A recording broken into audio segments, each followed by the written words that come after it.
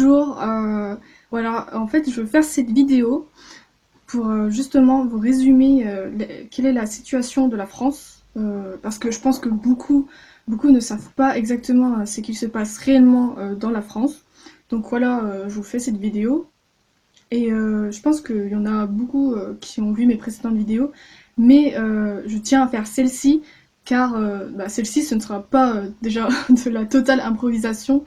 Donc, j'ai fait plein de notes en fait dans mon carnet et voilà donc là je vais rassembler tous les arguments que j'ai dit dans mes vidéos précédentes et ceux dans l'ordre plus je vais ajouter tous les arguments que j'ai oublié de dire dans mes précédentes vidéos, justement tout simplement parce que c'était de la totale impro, donc voilà. Et en plus de ça, je vais vous donner en quelque sorte mon avis sur l'ensemble des candidats des élections présidentielles.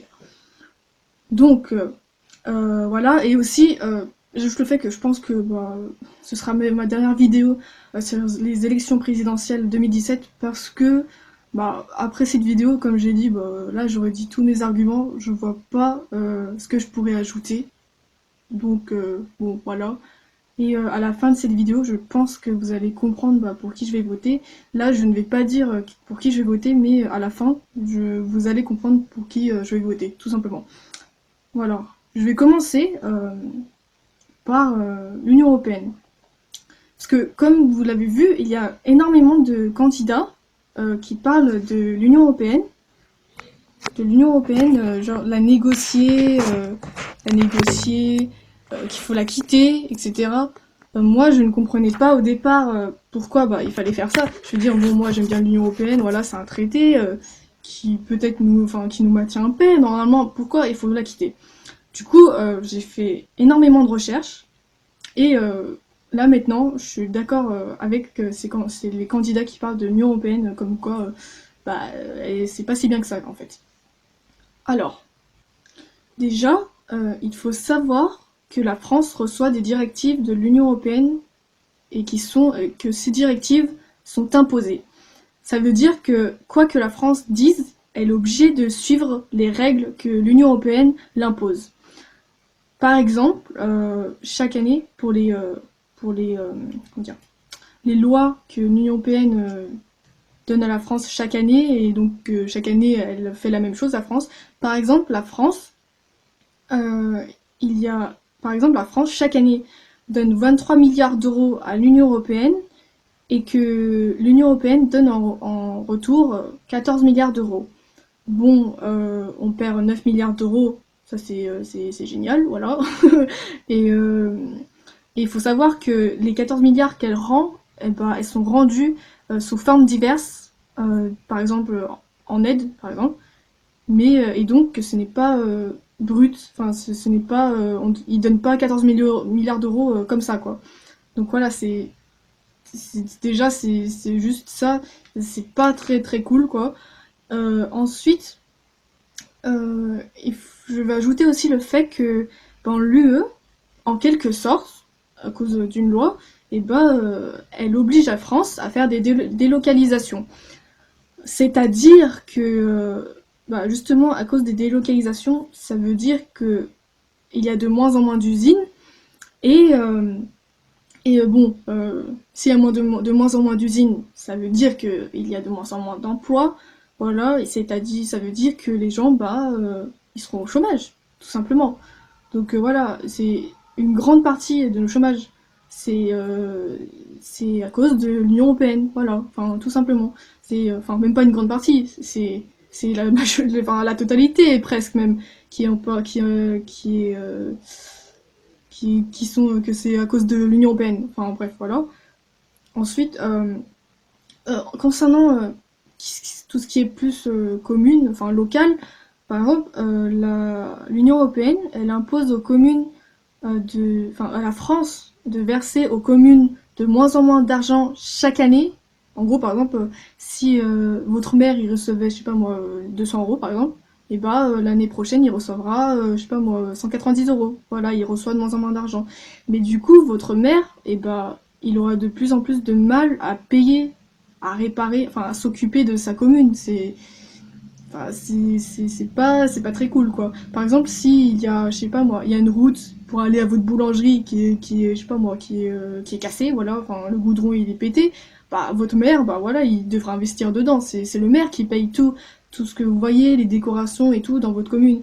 Donc s'il a de moins en moins d'argent, ce sera un peu dur, quoi, de gérer tout ça. Et ajouter au fait que, justement, en fait, comme les communes, ils voient qu'ils ont de moins en moins d'argent, ils chercheront bah, justement à avoir plus d'argent pour justement gérer tout ce que j'ai dit. Bah, c'est pour ça que les communes fusionnent. Et je pense que vous avez remarqué que les communes, ils ont commencé à fusionner, quoi. Mais le truc, c'est que il faut savoir que dans chaque commune, bah, justement, bah, par exemple aux élections, bah, ils votent. Il se peut que enfin, le maire, par exemple, bon, moi, par exemple, je sais pas moi, un tel maire, il veut donner sa signature à un président, mais un autre maire ne veut pas. Mais s'ils fusionnent ensemble, comment ça se passe? C'est ça en fait. Du coup, si on fusionne, on perd en quelque sorte notre démocratie. Donc moi, cette loi comme quoi là on verse de moins en moins d'argent aux communes, je trouve que bah, elle est pas cool. Voilà, c'est tout simplement. Alors, ensuite, qu'est-ce qu'il y a? Voilà. Donc, après, justement, bah, ça c'est les trucs annuels. Mais c'est pas que, il n'y a pas que ça, hein. Parce que ça c'est que les trucs annuels. Mais il faut savoir que enfin, à chaque élection présidentielle, l'Union européenne, eh ben, elle impose en plus des réformes si bah, on reste dans l'Union européenne. Par exemple, cette année, par exemple là, en gros, si le président qu'on va élire veut rester dans l'Union européenne, on va devoir suivre les directives suivantes que je vais justement vous dire. Cette année, si on reste dans l'UE, enfin si le président reste dans l'UE, il y aura, selon l'UE, démantèlement du SMIC, démantèlement du chômage et par exemple augmentation de la TVA. Bon, j'ai pas de citer tout le reste parce que je ne vais pas cacher le fait que j'ai pas tout lu, hein, j'ai pas que ça à faire. Mais bon, quand on voit un gros pavé, enfin plein de fiches, bon, on n'a pas envie de lire tout simplement. Et voilà, par exemple juste ça. Euh, bon, déjà ça veut dire quoi? Ça veut dire qu'il n'y aura plus de SMIC et il n'y aura plus de chômage. Bon, déjà qu'il y a des millions de chômeurs en France, s'il n'y a plus de chômage, c'est quoi? Ils vont basculer sous le seuil de pauvreté. Ça veut dire ça. Déjà que le taux de personnes dans le seuil, enfin sous le seuil de pauvreté, enfin, oula, j'arrive plus à parler. Déjà que le nombre de personnes qui sont pauvres augmente de jour en jour. Alors là, si on enlève le SMIC et le chômage, ce sera quoi? Ce sera plus de, je sais pas moi, 2000 personnes par jour qui vont basculer dans la pauvreté, c'est n'importe quoi. Ces règles, c'est n'importe quoi. Donc voilà, si on reste dans l'UE, bon, on va se faire, voilà, on est dans la merde, tout simplement. Bon, voilà, ça c'est un point. Donc, justement, depuis tout à l'heure, je dis, il faut quitter l'UE, blablabla, blabla. Mais comment faut-il faire? Alors, on a deux choix. Soit, bah, faut renégocier les traités, parce que c'est les traités qui nous imposent ça, ou soit il faut la quitter, tout simplement. Bon, déjà, je vais commencer par la renégociation. Il faut savoir que pour renégocier, il faut l'unanimité de, de cette organisation, c'est-à-dire qu'il faut l'accord des 28 pays membres de l'Union européenne pour changer les traités. Ça veut dire qu'il faut 28 oui. Donc en gros, si un seul pays dit non, et ben c'est refusé. Voilà, tout simplement. Mais pour obtenir l'accord, ne serait-ce que d'un seul pays, c'est juste impossible. Pourquoi? Parce que tout simplement, chaque pays a ses propres intérêts et je ne vois pas pourquoi un seul dirait oui à un autre pays dont il veut changer le traité. Parce qu'il faut savoir que si, par exemple, la France, elle dit, je sais pas moi, non, par exemple, l'Italie, elle dit, oui, bon, je veux que mes citoyens, enfin, que les impôts augmentent dans mon pays, par exemple. Elle propose ça à l'Union européenne, par exemple. Eh bien, si cette négociation, elle passe, ça veut dire que les 28 autres pays, bah, justement, ils verront bah, tous leurs citoyens si leurs impôts ils vont augmenter. En gros, cette règle ne s'appliquera pas que à l'Italie. Donc, en gros, En vrai, quand on dit négocier, ça paraît plus pacifique. En fait, non, c'est le contraire. Si on arrive à renégocier, c'est limite de la dictature parce que on négocie le traité qui lie plusieurs pays dont les directives sont imposées. Donc, négociation, moi je dis non. Et je vais ajouter le fait que pour que justement, je vais dire que ajouter le fait que l'Allemagne, la Pologne en 2016, ils ont essayé de renégocier, ça n'a pas été possible. Enfin, ils n'ont pas réussi quoi. Hollande en 2012, il a promis de renégocier, il ne l'a pas fait. Pourquoi? Pour les raisons que j'ai citées, sûrement, tout simplement, voilà, parce que c'est impossible. Et je pense que beaucoup le savent, mais la Grèce aussi a essayé avec le soutien de Mélenchon et il n'a pas réussi. Donc moi je dis, euh, voilà, les renégociations c'est juste impossible. Bon, donc deuxième option, quitter l'UE. Mais comment ça se passe? Est-ce qu'on a vraiment le droit de quitter l'UE?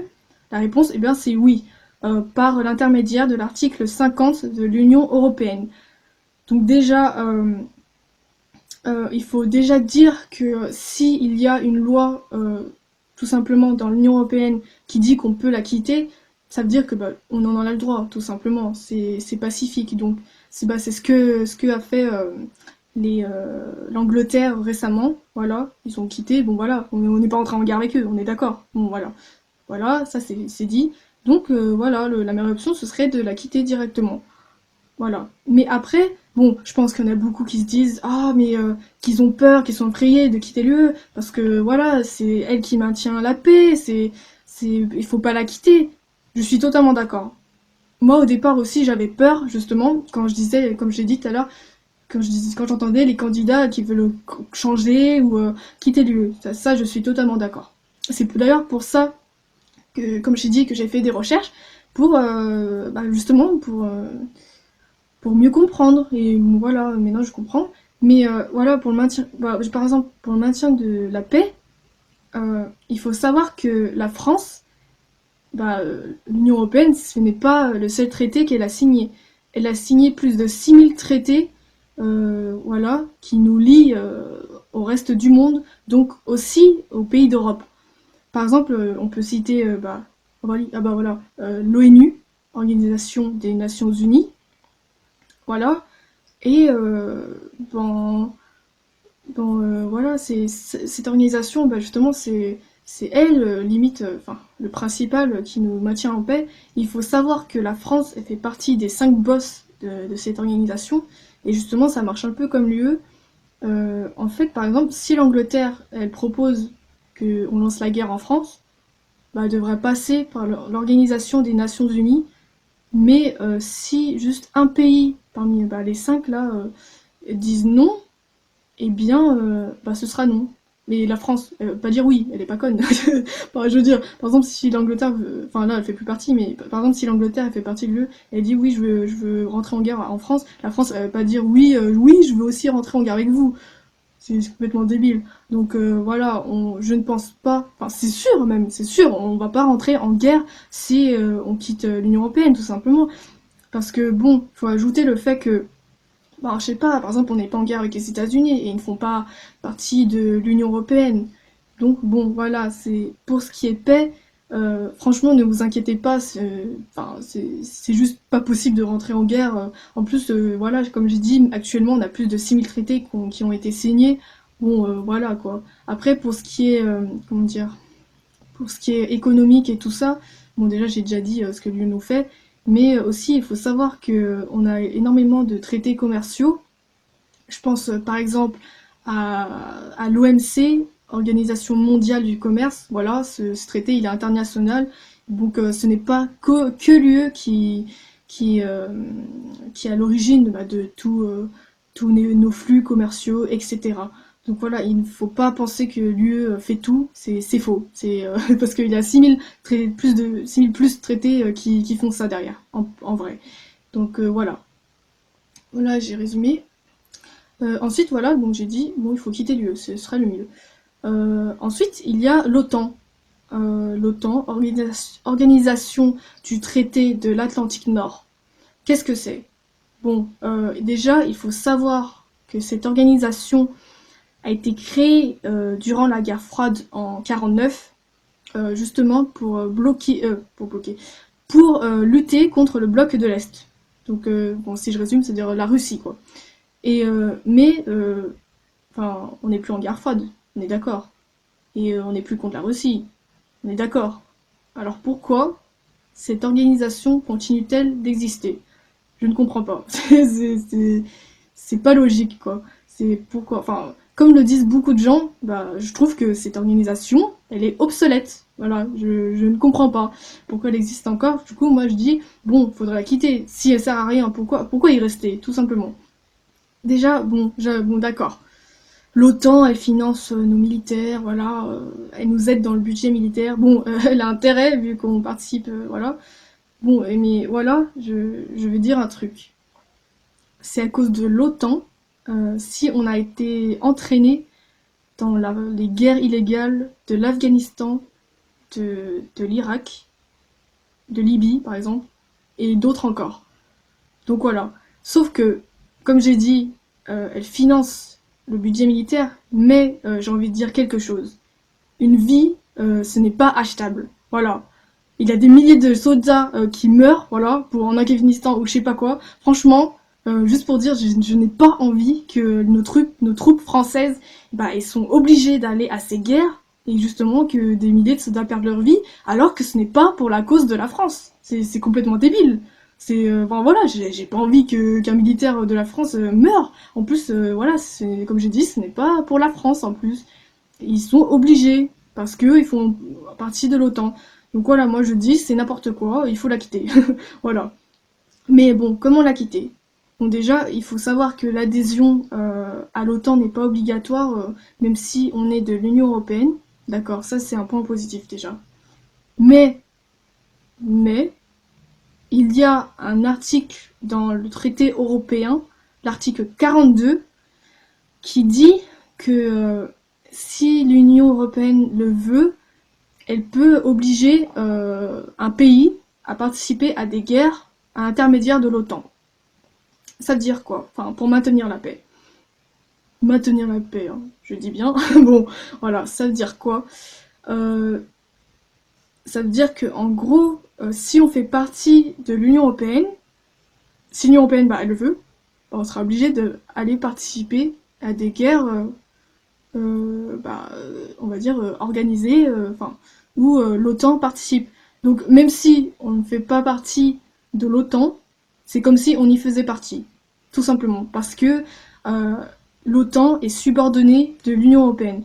Donc voilà, moi je dis, du coup, c'est n'importe quoi. Déjà, en gros, si il disait, déjà c'est en fait cet article 42 il nous embrouille.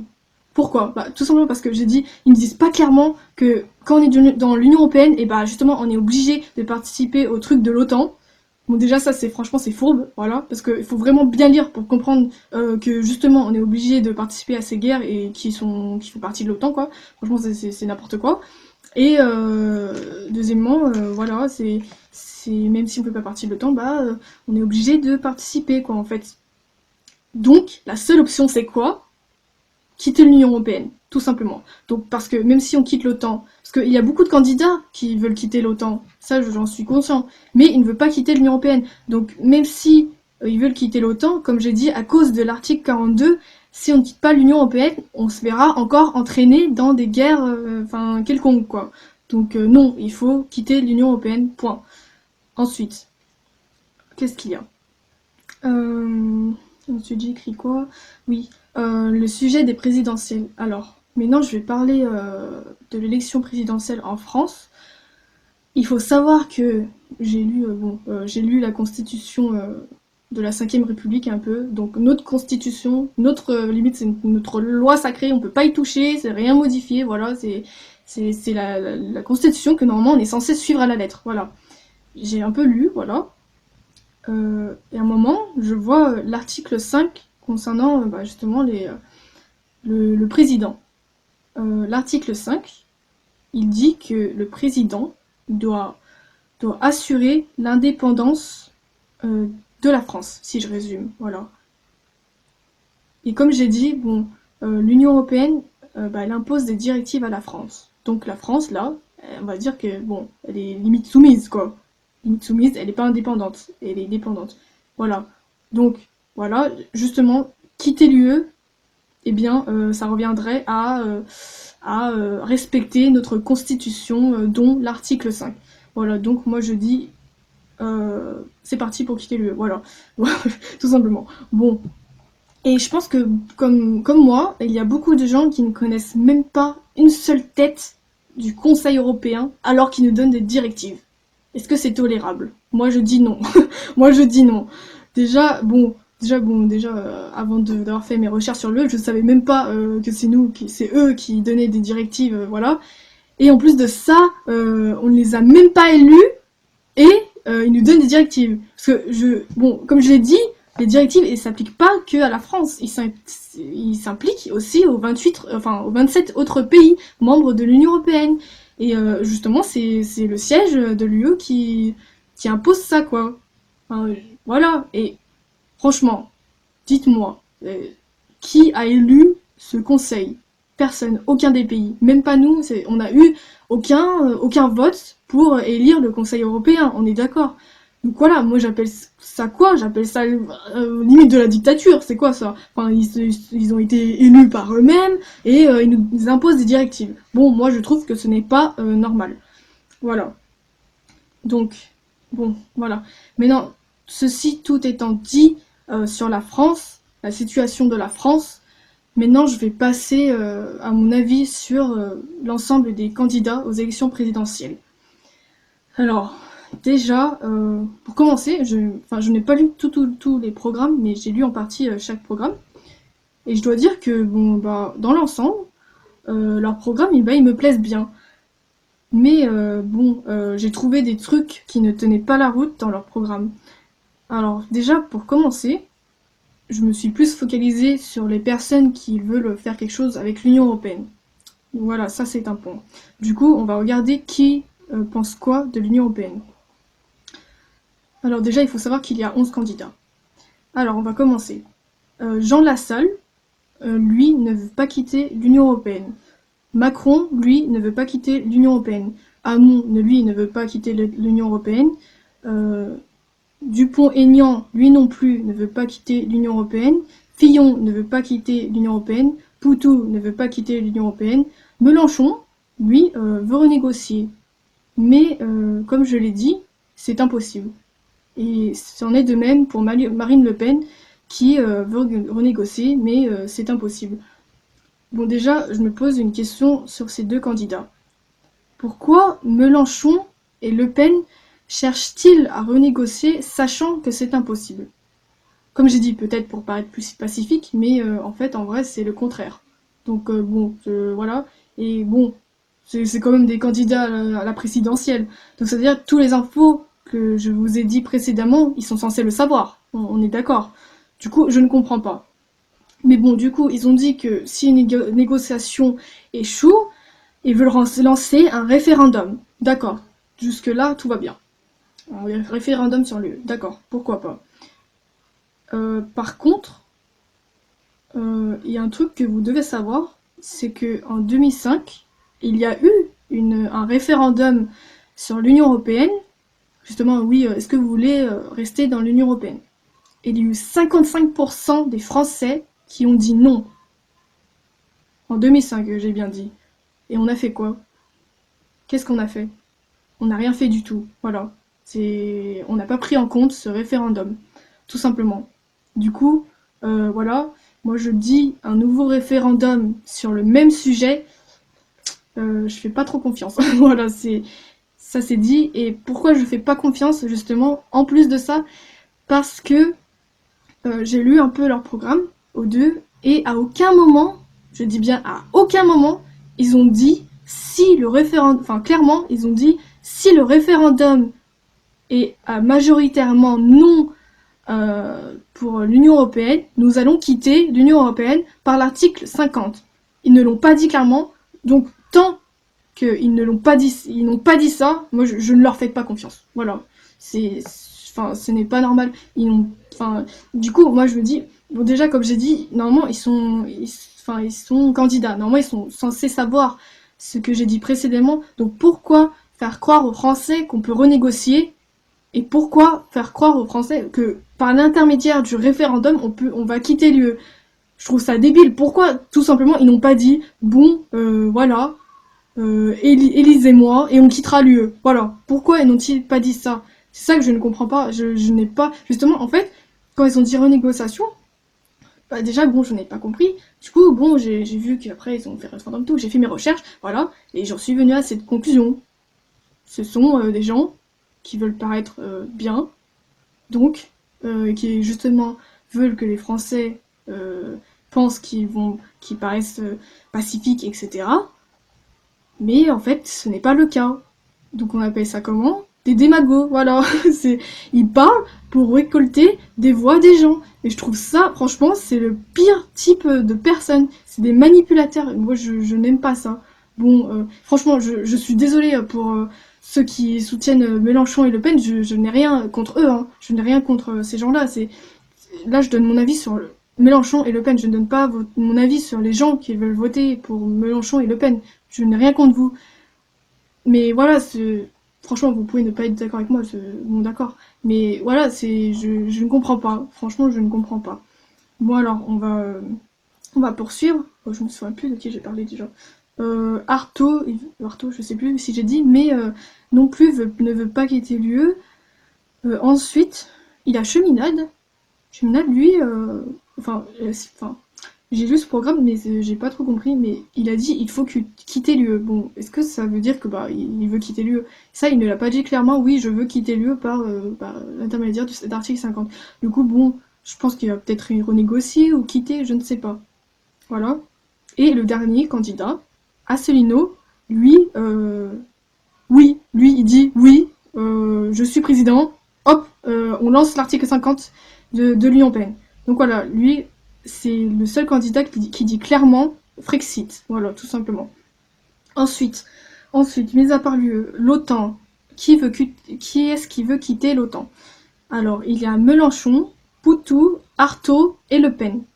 C'est très bien. Franchement, je vous dis, ah oui, Le Pen et aussi Asselineau. Franchement, je vous dis, bon, c'est très bien. Voilà. C'est très bien, franchement, ils pensent à nos soldats, etc. Oui, c'est très bien.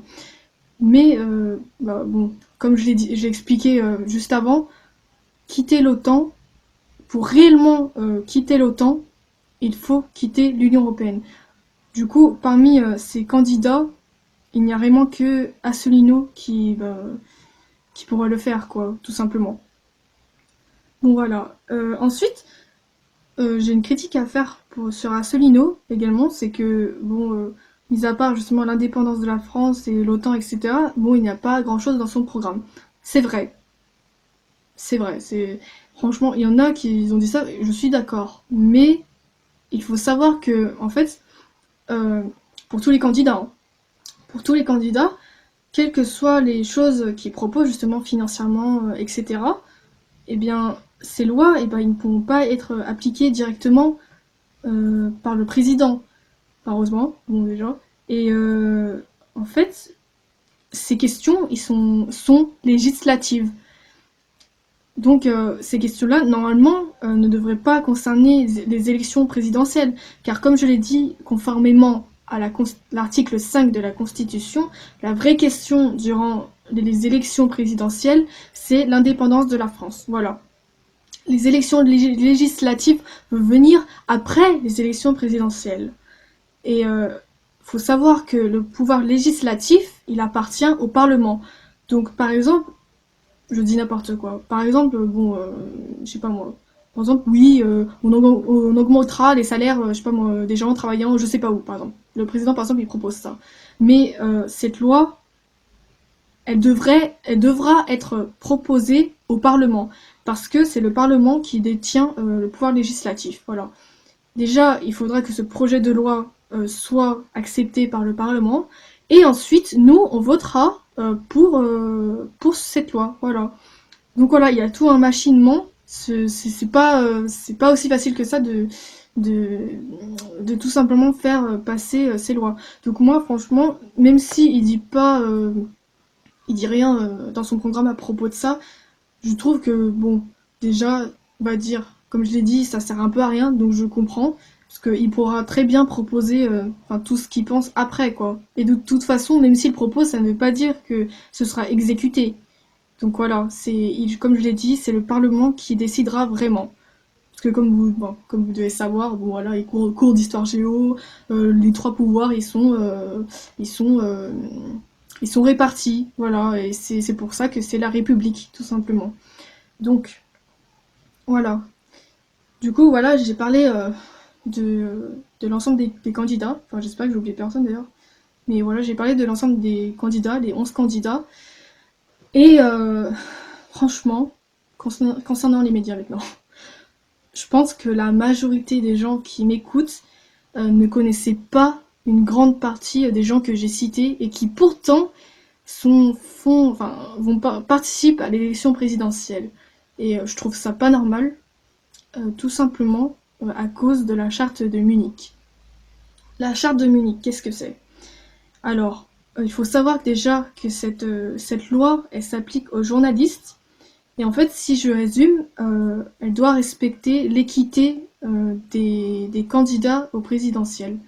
Ça veut dire quoi? Ça veut dire que justement comment le temps à laquelle ils sont montrés aux médias, etc., passage à la radio, à la télé, enfin tout ça, mis à part Internet, parce que Internet est international, donc ne fait pas partie de la France, tout simplement. Donc voilà, médias et radio, etc., de la France, eh bien, chaque candidat, normalement, devrait passer autant de temps, voilà, tout simplement. Mais, comme j'ai dit, il y a beaucoup de gens participants là, vous ne les connaissez pas. Donc ce n'est pas normal. Normalement, vous êtes censé connaître chacun des candidats. Ça veut dire que les journalistes ne respectent pas la charte de Munich. Donc ça, ce n'est pas normal. Déjà, juste ça, ce n'est pas normal. Donc bon, on va dire que voilà, ça craint. Déjà, le système, il craint. Il ne surveille même plus les journalistes si ils respectent ou non la charte de Munich. Franchement, ça craint. Voilà, franchement, ça craint trop. Ce n'est pas normal. Bon voilà. Et ah oui, et du coup, comme j'ai dit, bon, je soutiens le fait qu'il faut quitter l'UE. Mais bon, je pense que beaucoup de personnes se posent la question que bah justement, si on quitte l'Union européenne, ça veut dire qu'on quitte le franc. Oui, ça c'est vrai. Bah, c'est normal après tout. Bon déjà, est-ce que c'est possible de retourner en franc? Ça c'est la question. Alors moi je vais dire oui. Pourquoi?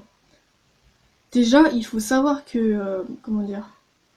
Que avant, il y a un moment, je me rappelle plus trop, mais la France, enfin, j'ai vu ça quelque part, j'ai vu que la France, à un moment, était en même temps dans l'euro et le franc. Donc voilà, c'est tout à fait possible. Et j'ajoute le fait que, bon, par exemple, euh, lorsque, lorsque, par exemple, si on reste dans l'Union Européenne, je pense qu'il y a beaucoup de gens justement qui veulent retourner au franc, mais ils se posent cette question si on reste dans l'Union Européenne, est-ce que c'est possible de retourner au franc? La réponse, bien, c'est non. Parce que il y a une loi, enfin, il n'y a aucune loi dans l'Union européenne qui dit justement, oui, un pays peut retourner à sa monnaie d'origine. Il n'y a aucune loi qui dit ça. Euh, et le seul moyen justement de retourner au franc, c'est de quitter l'Union européenne. Euh, et ça, ça a été affirmé par celui justement qui s'occupe justement de la monnaie, enfin de l'euro quoi, l'Union européenne. Donc en gros le boss des boss. Si lui il le dit, ça veut dire que c'est vrai quoi. Et je crois, je l'ai vu quelque part. Enfin je l'ai vu quelque part. J'ai entendu justement durant, enfin j'ai vu quoi. En fait c'était deux Italiens. Ils ont demandé justement à cette personne si c'était possible de retourner à sa monnaie d'échange. Et il a affirmé oui, mais le seul moyen de le faire, c'est de quitter l'Union européenne. Donc voilà, c'est affirmé, c'est impossible. On peut pas dire mieux si c'est mieux que lui, puisque c'est lui qui s'occupe justement de l'euro. Enfin, c'est cette personne qui s'occupe de l'euro. Donc voilà, si les gens qui veulent retourner au franc, le seul moyen, c'est de quitter l'Union européenne, tout simplement. Ensuite, voilà, j'ai parlé un peu du franc et tout. Ah oui, il faut ajouter que si on retourne au franc, bon déjà, quitter l'Union européenne, je ne vais pas dire que tout va bien, enfin tout ira mieux, c'est impossible. Il y a toujours des compromis, c'est normal. Mais voilà, par exemple, si on retourne au franc, la valeur de notre monnaie va perdre, enfin va perdre 10%. Voilà. Donc niveau importation, je dis bien importation, et bah ce sera moins bien. Mais par contre, niveau exportation, là, on sera les gagnants. Donc du coup, je pense que au niveau exportation, eh bien, on va carrément augmenter quoi. Donc en vrai, si on retourne en franc, ce sera plus positif, carrément plus positif que négatif, tout simplement. Et ah oui, j'ai justement regardé une vidéo qui dit clairement, enfin qui parle vraiment vraiment en détail du franc. Bon franchement j'ai dû réécouter plusieurs fois parce qu'il y a tellement de détails que je n'ai pas retenu quoi. Et franchement ils vont dans le fond du sujet et je vous le conseille. Je pense que je vais vous le mettre en bas, enfin dans la description le lien. Il me semble que c'était un passage de Jacques Sapir et de Asselineau, justement sur Sud Radio. Et justement, bah, leur sujet, c'était le franc, tout simplement. Donc voilà, je vous mettrai le lien, voilà. Et vous allez écouter si vous voulez le voir. Donc voilà, maintenant, j'en ai fini. Je pense avoir tout dit là. Et franchement, pour qui vous votez, franchement, enfin, déjà, chacun ses goûts et couleurs, voilà. C'est chacun des avis différents, sinon ce serait pas normal, sinon ce serait pas drôle. Enfin, voilà, enfin, s'il y avait tout le monde qui était comme moi, franchement, je trouverais ça pas très drôle, quoi. C'est plus marrant quand il y a des gens différents. Donc voilà, franchement, euh, si vous votez pas au candidat à lesquels je pense voilà, c'est pas grave, tout simplement. De toute façon, les résultats, enfin, quoi que je dise, de toute façon, on verra les résultats au présidentiel. Je vais pas dire oui, lui, il va être élu, alors que ça se trouve que non. Je peux rien dire là-dessus. Donc voilà. Et du coup, justement, pour soutenir les candidats auxquels vous voulez voter, je vous propose de justement, enfin, il y a justement pour chaque candidat, on peut envoyer une lettre de soutien, enfin officielle enfin un vote, soi-disant un vote, une lettre vote de soutien à chaque candidat, enfin n'importe quel candidat, voilà, officiel, enfin pour la République, voilà. Et je vous mettrai le lien dans la description et en plus, vous pouvez voir sur ce site quels sont le nombre de lettres que les gens ont envoyées par jour en fait. Et ça, franchement, je trouve ça sympa. Donc voilà, si vous voulez soutenir encore plus celui que vous voulez voter, eh bien, bah, vous pouvez envoyer une lettre, enfin une lettre, une fiche là, une fiche où il faut remplir plein de trucs. Bon, moi personnellement, je ne l'ai pas fait parce que j'ai trop la flemme de remplir tout ça. Et de toute façon, bon, je sais pour qui déjà je vais voter, donc voilà, c'est fait. Bon bah voilà. Merci, vraiment merci d'avoir regardé cette vidéo parce que franchement, elle est très longue, je pense. Là, je pense que c'est plus de 30 minutes que je parle, il me semble. Donc voilà, merci d'avoir écouté tout ce que j'ai dit, voilà. Et comme j'ai dit, bah, peu importe votre choix, je ne vous jugerai pas. Enfin, c'est normal, je n'ai pas le droit de juger, je suis pas un juge en plus. Donc voilà, je suis comme vous, enfin voilà. Tout le monde a ses choix, voilà, tout simplement. Bon bah voilà, bonne élection présidentielle.